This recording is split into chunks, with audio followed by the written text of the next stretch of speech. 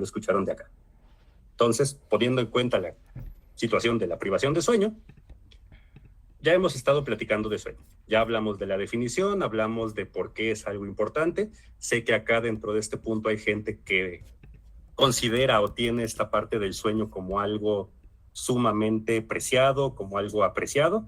Hay a quien le vale menos en esta parte, pero dentro de estas alteraciones que vemos, ya hemos estado revisando el cómo influye de distintas maneras en cuestiones de metabolismo, cuestión autoinmune, cómo altera o modifica esta parte en otros sistemas, cómo genera cambios tanto a nivel celular y molecular, y platicamos de las distintas etapas de sueño, que no entramos a tanto detalle en este punto, pero precisamente cada una de ellas llega a cumplir una función. De ahí la importancia de que no solamente necesitamos un sueño en adecuada cantidad, sino también en adecuada calidad. Acá pueden ver ustedes cómo, por ejemplo, la etapa de sueño 2 se ha sido asociada para el aprendizaje de tareas motoras complejas, mientras que la etapa de sueño N3 platicamos que es este sueño reparador, que aquí podemos comenzar a consolidar memorias y llega a tener otros efectos como la parte de poder decir, ay, qué bien descansé anoche. Mientras que el REM va de la mano con desarrollo sensorimotor, consolidación de memoria y aparte el irnos preparando para poder hacer esta transición al despertar. Entonces, cada parte de la arquitectura de sueño es importante. No es de, dormí 8 horas a base de puro sueño N2 y ya con eso es suficiente. O solamente tengo que recuperar sueño REM para poder estar. Necesitamos un poquito de todo. Platicamos ya sobre esta duración recomendada dentro de las partes de sueño, solamente recordando cómo en el transcurso de las semanas y en el transcurso de los años, cada vez vamos necesitando menos sueño y conforme llegamos a la edad adulta, prácticamente incluso hasta 5 o 6 horas pueden ser aceptables. Pero esto es importante. ¿Por qué? Porque dependiendo del grupo de edad, dependiendo de la persona, cada quien puede llegar a tener necesidades de sueño distintas.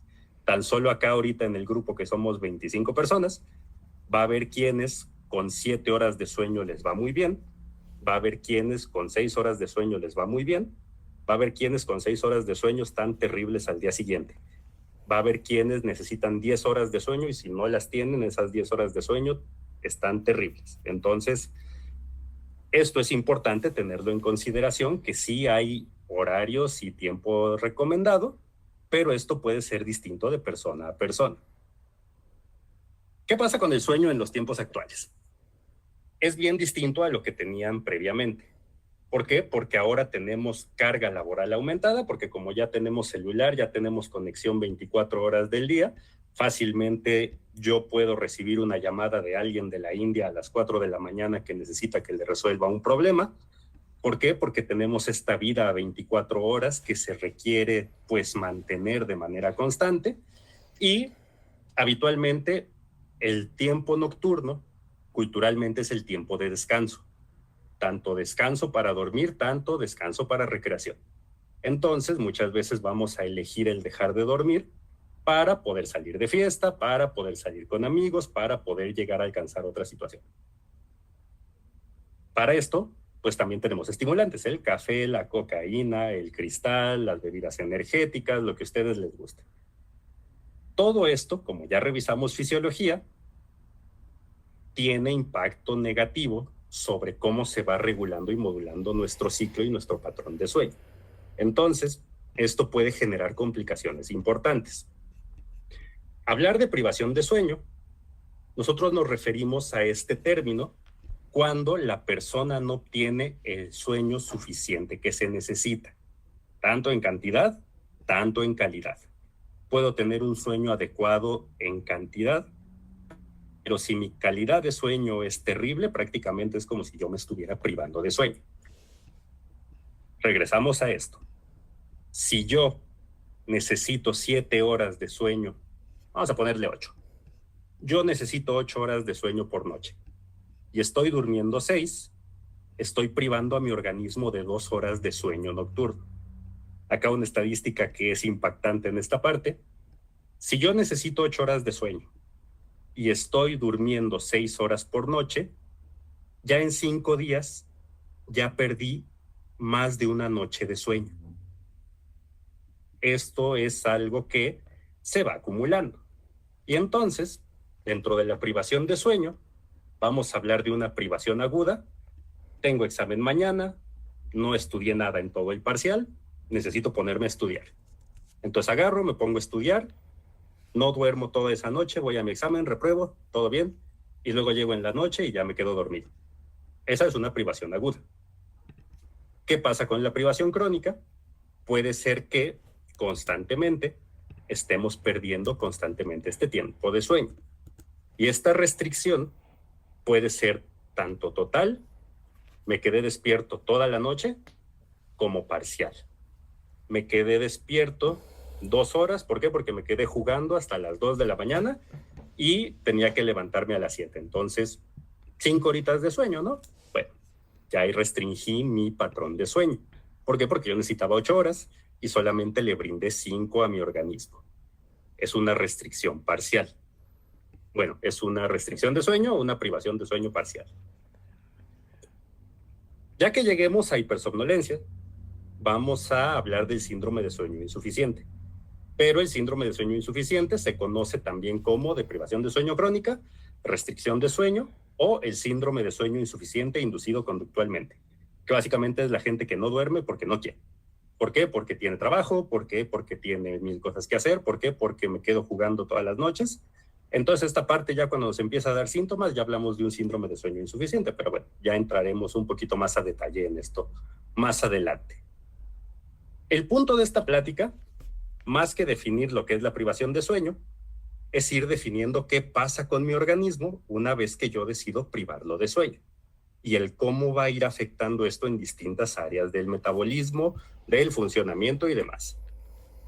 Empezamos con las cuestiones de gasto energético, porque hace 20, 40 minutos hablamos un poco sobre control de glucosa y saciedad. Entonces, si yo me mantengo más tiempo despierto, voy a gastar más energía. Entonces sí, gasto más calorías. Pero así como gasto más calorías, tiendo a tener un aumento en la ingesta de estas. ¿Por qué? Porque cambian estos mecanismos de saciedad que llego a presentar. Entonces, tiendo a buscar esta comida que me genere más energía. Hay una modificación en el perfil hormonal leptina-grelina y esta misma situación me lleva a elegir alimentos que tienden a tener un contenido calórico más elevado. Entonces, acá cuando salen ustedes de la posguardia, los que tienen posguardia, no se nos antoja más una hamburguesa, no se nos antoja más una pizza. Digo yo, ay, qué antojo tengo de tomarme una cerveza aquí con esta parte. Todo ese tipo de cosas, ¿no? ¿Por qué? Porque el organismo de alguna manera nos está pidiendo más energía para poder funcionar. Y el horario de alimentación también afecta. ¿Qué pasa cuando deciden cenar a las 10, 11 de la noche? Que platicamos que por control circadiano empieza a haber modificación en hormonas, empieza a haber modificación en la liberación de ciertos patrones y demás, pues estas calorías tienden a guardarse y almacenarse más como energía. Hay cuestiones donde disminuye la sensibilidad a la insulina.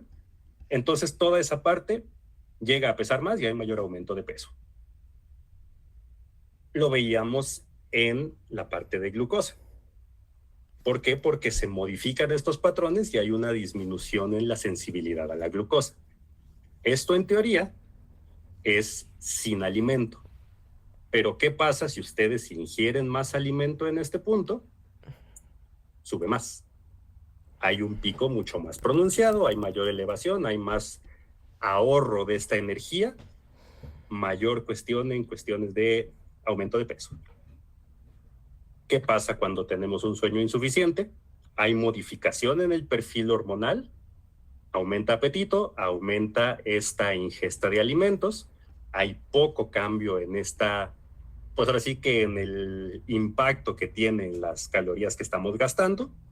Por el otro lado, pues estamos alterando ritmos de cortisol, aumentamos marcadores inflamatorios, aumenta actividad simpática. ¿A qué nos lleva esto? Resistencia a la insulina, mayor aumento de peso que puede llevarnos a obesidad, modificación en función de células beta y, pues a la larga, diabetes. Acá es más de lo mismo.